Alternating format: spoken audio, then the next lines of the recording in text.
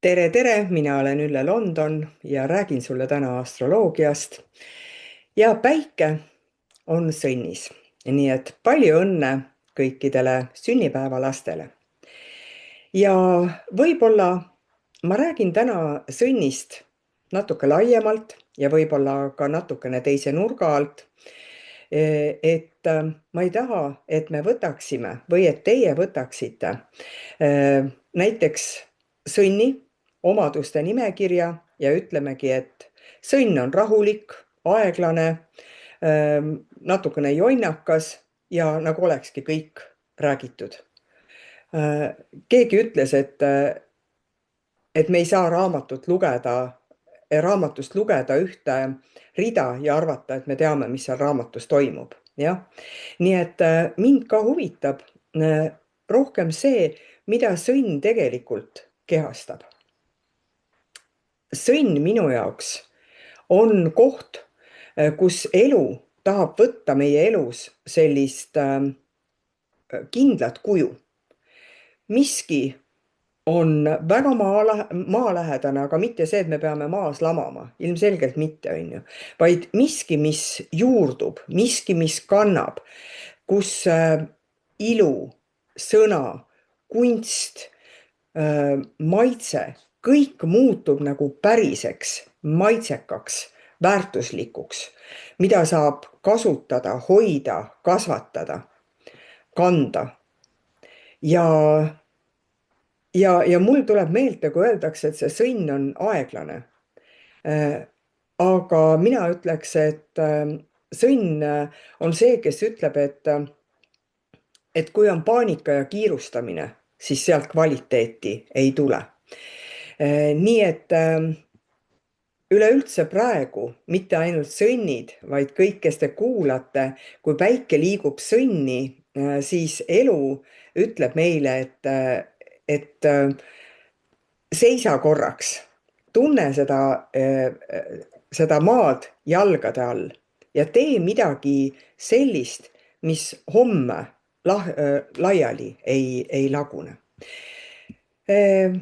Aga nagu enne ütlesin, siis on sellised arhetüüpsed sõnad, mis kuuluvad, ma ei tea, jäärale ja sõnnile ja neitsile, aga kuula uuesti, see on arhetüüpne.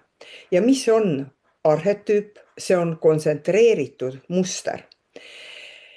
Ühel loengul ma rääkisin ka arhetüüpidest ja tõin sellise näite ja ma arvan, et see kõnetab ka sind, kes sa kuulad, et kui meil on ravimi infoleht, seal on hästi-hästi pikk nimekiri võimalikest mõjudest.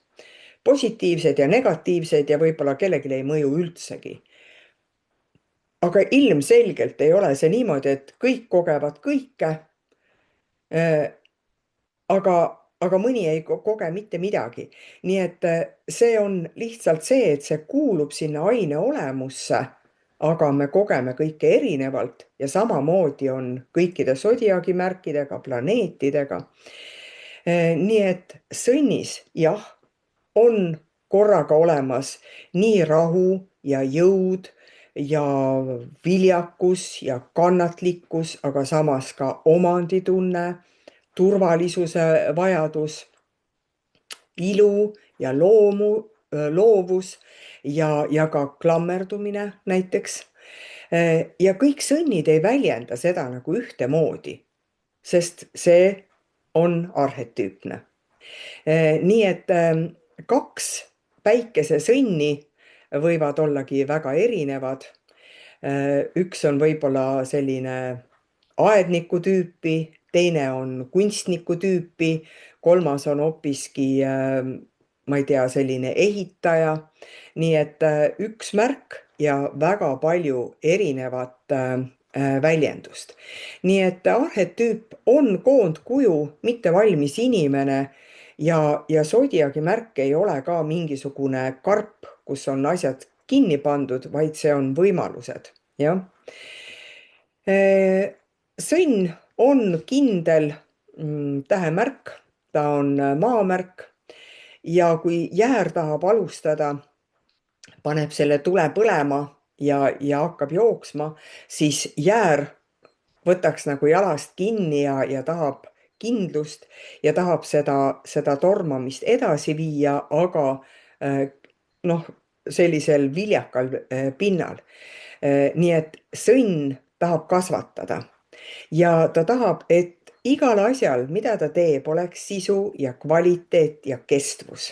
nii et ta ei taha nagu lihtsalt uut asja pärast, vaid ta tahab, et sellel oleks kvaliteet ja pikaajalisus, jah. nii et kindla maamärgina ehitabki sõnn sellist mugavat elu. Materiaalses maailmas ta teostab väga kannatlikult projekte. Tal on nagu silma kvaliteedi jaoks, sellepärast, aga kvaliteet võib meil olla väga erinev. Ta märkab küllalt kiiresti, kui miski on nagu korralikult tehtud või mis on nagu kokku klopsitud. Ja sellepärast see sõnn võib-olla tundubki, et ta on aeglane, aga tegelikult ta kontrollib, kas sellel on mõtet, mida on tehtud, mida ta ise teeb. Sest nii nagu alguses, tal on lihtsalt soov rajada midagi väärtuslikku, et tuua ellu stabiilsust ja turvalisust. Kas see on kodu loomine, kas see on aiapidamine, kas see on ettevõtte kasvatamine, ka käelise looming on tema all või rahaasjad kindlasti. Ta tahab, et kõik on selge ja sellele saab toetuda. Praktiline. nii et ja sõnn ise hindab hästi kõrgelt oma vara kvaliteedi kõrval, jah. Ja kuna sõnni juhtplaneet on Veenus, igal sodiaagi märgil on oma planeet, mis teda juhib, sõnnil ja kaaludel on üks, see on Veenus, siis Veenus on meil ikkagi selline ilu ja harmoonia planeet ja see annabki sõnnile selline peene tunnetuse asjadest, muusikast, värvidest, materjalidest, ka mõnikord, mitte mõnikord, vaid ka sageli inimestest.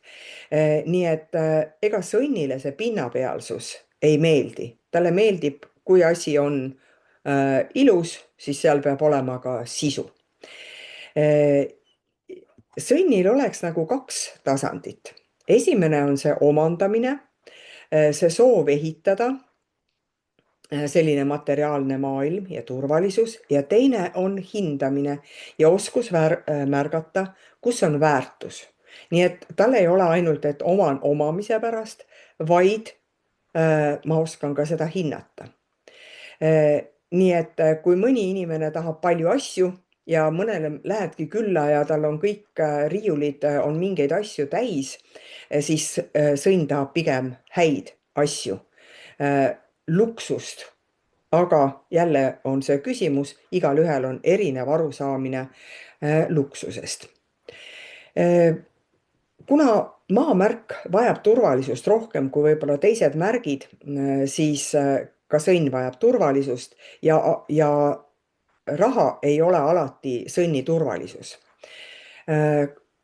Tema turvalisus võib olla ka usaldusväärne suhe, meeldiv keskkond, ausus kindlasti, ka igapäevane selline teadmine või rütm, kuhu ma lähen, mida ma teen, kindlasti ka hea toit. Ja sõnnile nagu ei meeldi, et ta tahaks nagu iga päev nullist alustada. Ta tahab,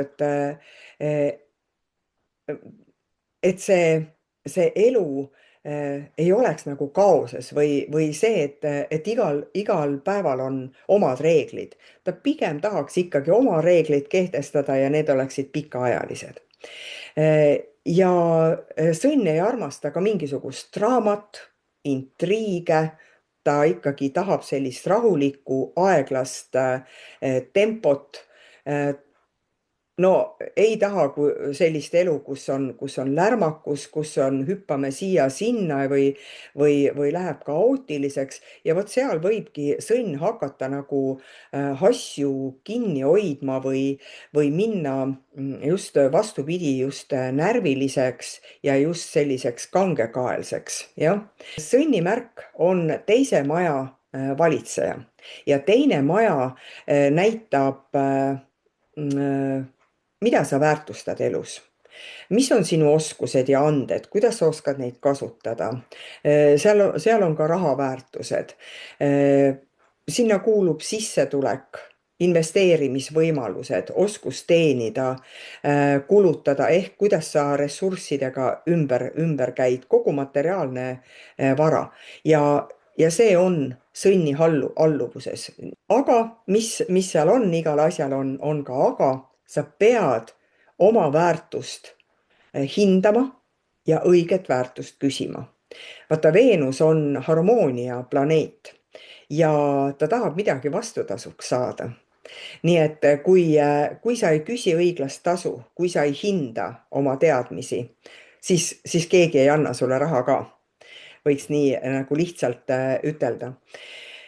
Nii et kui inimene väärtustab ainult sellist välimist vara ehk neid asju, siis see elu võib muutuda hapraks, sest me peame väärtustama iseennast ka ilma välise tõestuseta. Nii et see ongi sõnni selline hästi terve pool. Väärtustan oma sisemist jõukust, jah. Siin teises majas on ka inimese elujõud, ka see on meie väärtus, kuidas inimene oma elujõuga ümber käib. See üldse ei sõltu sinu rahakotist, vaid sinu elujõud ongi see, mida sina teed, kuidas sa räägid, kuidas sa liigud, kuidas sa suhtled. Nii et see on minu töö, see on minu anne, see on minu hind. Võiks olla sõnni ja meie teiste moto ka. Sõnn ja teine maja valitseb kaela ja kurgu üle ehk see näitab ka seda, et ta valitseb seda, mida me ütleme, kuidas me ütleme. Et kui ikkagi kõri on haigeks jäänud, siis mõtle, kellele sa midagi ütlesid või ütlemata jätsid. Nagu ma enne juba ütlesin, sõnni valitseja on Veenus ja Veenus ei räägi tõepoolest ainult romantikast ja mingisugustest roosadest pilvedest. Veenus räägib väärtusest, naudingust, rahuldusest, maitsest, ka magnetism on Veenuse ala, õiglusest, harmooniast ehk kuidas me kõike seda armastust anname, aga ka vastu võtame. Nii et Veenuse asukoht sünnikaardis näitab meil seda valdkonda, kus me tõeliselt tahame rahuldust saada või rahuldust pakume. Kus on midagi, mis pakub just seda ilu, seda tunnet, et vot siin ma saan rahulikult nautida. Ja maja, kus Veenus asub, näitab sageli ka seda, kus kohas see raha minuni tuleb või kuidas ta nagu kiiremini liigub. Et kui näiteks Veenus asub sinu kodusektoris, siis võib-olla sul on väga hea just kodus tööd teha, sellepärast et sealt poolt liigub see raha. Kui Veenus on näiteks sul partnerlussektoris, siis võib sul ka raha tulla näiteks hoopiski läbi sinu partneri ja nii edasi. Aga sõnni kaudu on Veenus hästi selline materiaalne. Kui kaaludes see Veenus on selline jutustaja ja diplomaat, püüab tasakaalu saavutada just nagu võib-olla isegi rääkimise teel, siis sõnn tahab, et see puudutus, et see lõhn, see maitse või materjal, värv, kõik oleks selline käega katsutav, et sellel oleks väärtus, et sellel oleks tunnetus, et me nagu reaalselt teame, et see midagi on. Mõnikord äh, Veenuse selline võib-olla varjupool, ka see, et ta võib ka ennast siis ületähtsustada ja liiga mugavaks minna, et tooge mul kõik kandikul kätte. Sest Veenus palub ikkagi inimest ennast väärtustada, mitte ainult teisi armastada, iseennast armastada, oma keha, oma aega, oma tööd, oma piire, oma andeid väärtustada. ja, ja kas ma oskan ilma süütundeta kõike head vastu võtta? Kas ma üldse tean, mis mulle tegelikult päriselt meeldib? Või lihtsalt elan mingi harjumuse järgi või selle järgi, mis ühiskond ütleb, et see meeldib või naabrinaisele meeldib. Nii et vaata kõigepealt iseenda sisse. Jah, nii et kui sul on sünnikaart tehtud, siis vaata, millises majas ja millises märgis sul Veenus asub ja see annabki vihje selle kohta, millist tüüpi tegevuste või inimeste või olukordade kaudu sa tõmbad enda juurde siis erinevaid ressursse, jah. Siis sõnniloovus, kui me räägime ka sellist loovust, sest tal on ka sõnni alla kuuluvad ka käsitöölised, nad tahavadki, et see oleks reaalne, et see oleks materiaalne, et nagu ongi, et seal võivad olla väga head kokad aianduses, kes tegutsevad, ka laulmine, muusika, sellepärast et hääl on tähtsal kohal, sisekujundus, mood, üleüldse keha eest hoolitsemine, ilumaailm. See sõnni looming võibki olla aeglasem, aga seda rohkem vastupidavam, sest sõnn ka võib intuitiivselt ära tajuda, et näiteks, et see asi ei kesta näiteks palju. Nii et võin veel ütelda, et sõnnil sageli on ka, kuna me rääkisime häälest ja kurgust, siis võib tal olla selline rahulik ja mõnus ja selline usaldusväärne kõne, sest laulmisest ja muusikast ma juba rääkisin, sest see on ka tema selline loomulik väljendus. Nii et sõnn võib tajuda väga hästi palju läbi oma keha ja kui sõnni keha on pinges ja ta ei oska ikkagi nagu rahuneda, siis on ka tema hing pinges, siis on tema kael pinges, kõri valus, turi on valus ja pead keerata ei saa, siis öeldakse, et kangekaelsus on, aga lihtsalt see, et sa pole nagu loomulikult aru saanud näiteks kas või oma väärtusest, jah. Aga natukene rääkida ka sellest, et meil on tähtkujud, mis on taevas, mida on võimalik vaadata ja siis on sodiaagi märgid. Ja sodiaagi märk ja tähtkuju ei ole päris üks ja sama asi,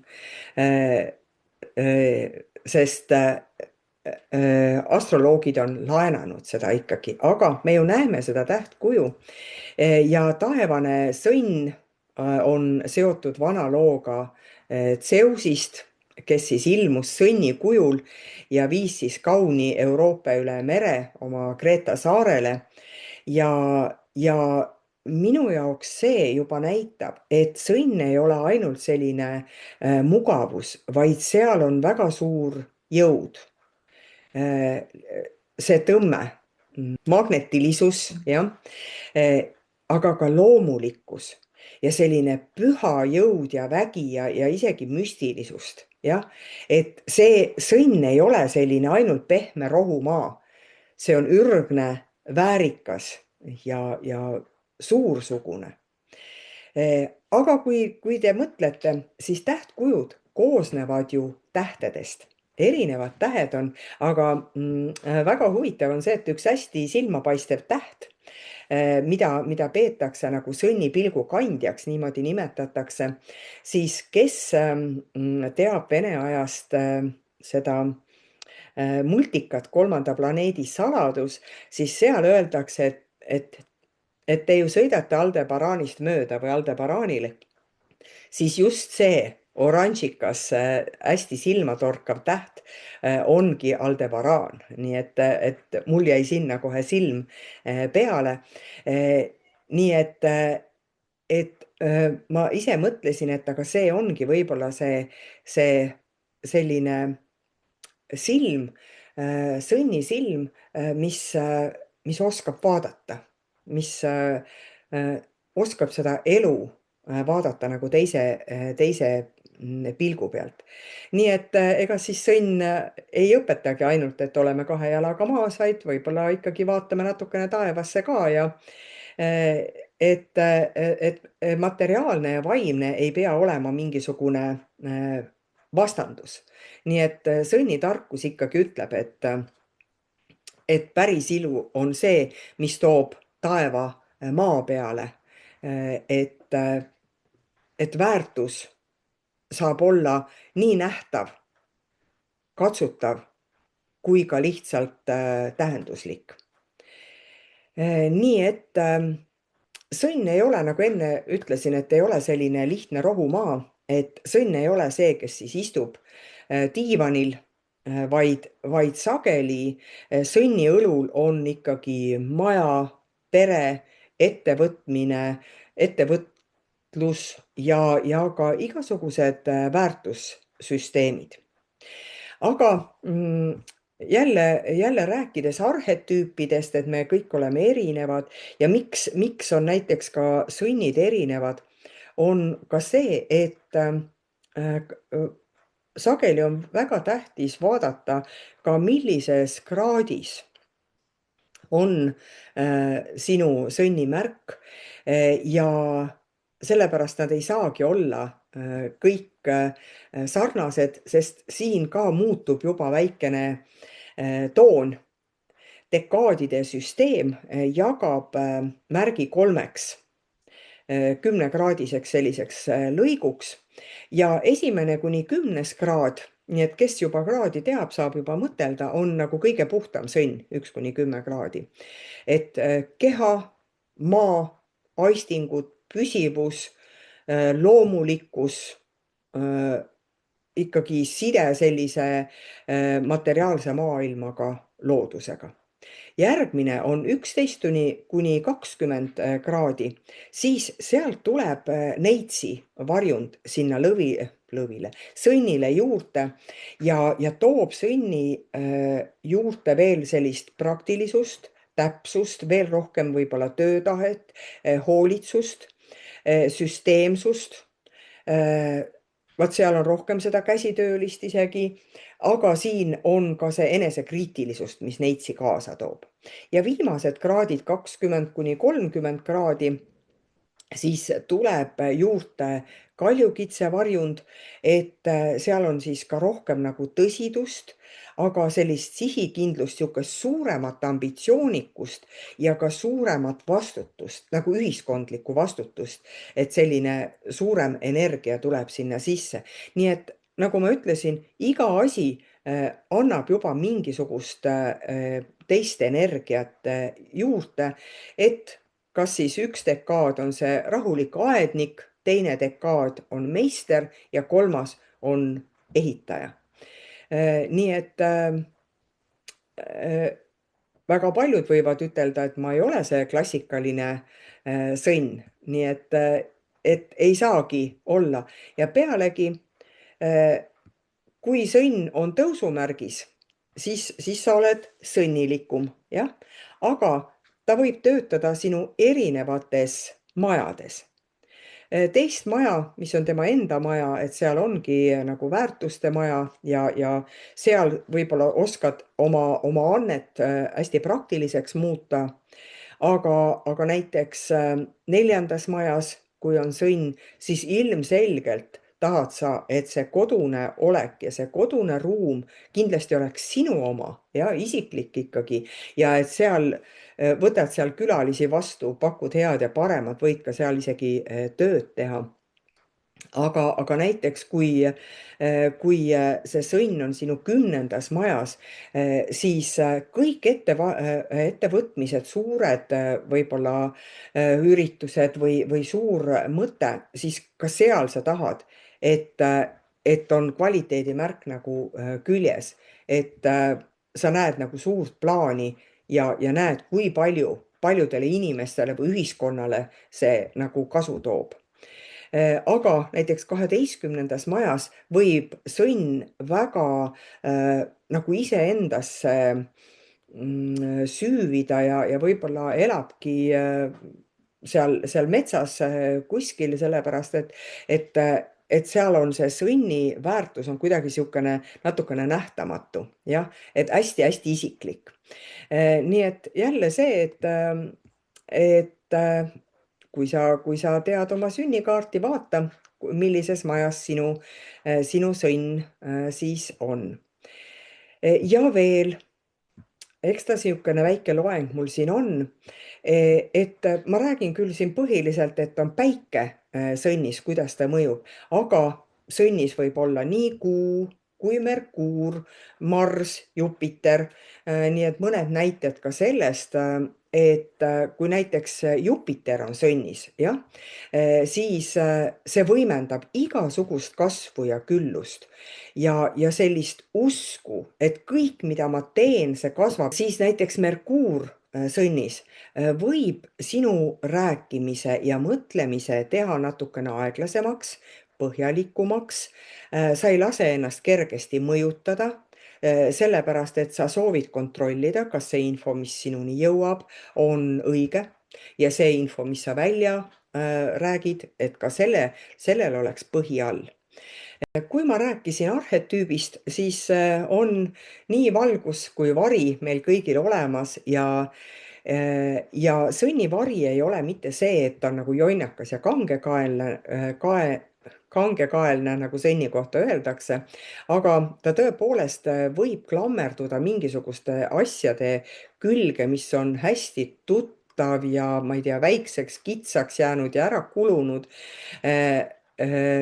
või mingisugustesse harjumustesse kinni jääda. Vaat siis see sõnni tugevus midagi ehitada võibki tõesti muutuda nagu problemaatiliseks, et sellest saab see härjalik jäikus. Mina teen omat moodi, mind ei huvita, mida teised teevad, sest see on küll, ta arvab, et see on et tal on nagu parimad kavatsused, aga siis ta hästi kiiresti nagu peegeldab maailm talle nagu tagasi, et tegelikult kõik asjad ei lähe plaani kohaselt. Et kui ikkagi asjad ei arene, siis sõnn peab hästi vaatama, kuhu ta iseenda lõksu on jäänud. Nii et sõnn ja ka sa ise võid siis küsida, et kas see, mida ma hoian, on sellepärast, et mul on seda vaja, kas see päriselt nagu on mul vajalik, kas see toidab mind, kas sellel on nagu kasud sees ja miks nagu lahtilaskmine sulle ohtlik tundub, jah. Nii et sõnnil tasub õppida seda, et stabiilsus ei tähenda sellist kivistumist, jah, jäigastumist. Ja küllus ei tähenda, et mul on hästi palju asju, et sõnnil võib see tõepoolest juhtuda, aga siis tuleb jälle väärtus, iseenda väärtus on kuskile kaduma läinud. Nii et see võid enda käest küsida, et miks ma klammerdun mõnesse inimesse või isegi mõnda omandisse. Sõnn peab mingi hetk võib-olla vaatama hästi palju, et väärtus ei ole see välimine, vaid väärtus on ikkagi sisemine. Kokkuvõtteks, sõnn õpetab kvaliteeti, jah. Ta õpetab ka meile, kuidas me saaksime kehaga kontakti. Ta õpetab teadlikku nautimist, oma annete väärtustamist ja, ja ka seda, et päris küllus ei ole ainult see, et me oman midagi. Päris küllus on ikkagi oskus märgata, hinnata ja vastu võtta ja siin on see, et kuidas me oskame väärtust vastu võtta ka teistelt. Väike reklaam ka.